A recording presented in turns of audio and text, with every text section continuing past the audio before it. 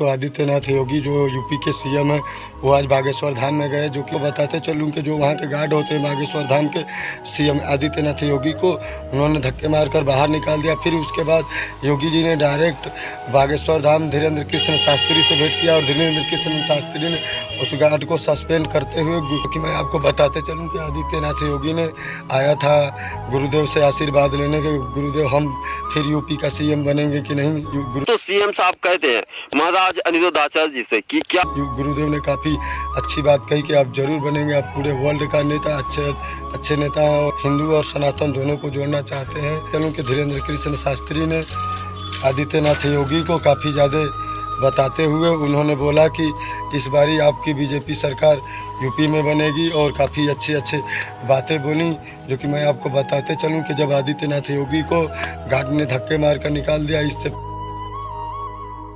पहले वो नहीं जानता था कि ये यूपी के मुख्यमंत्री हैं या फिर सीएम हैं। दोस्तों, ये थी बागेश्वर बालाजी से जुड़ी न्यू अपडेट। वीडियो पसंद आई हो तो वीडियो को लाइक शेयर और चैनल को सब्सक्राइब जरूर कीजिएगा। जय हो बागेश्वर धाम की, जय हो बागेश्वर सरकार की। तब तक के लिए बाय बाय।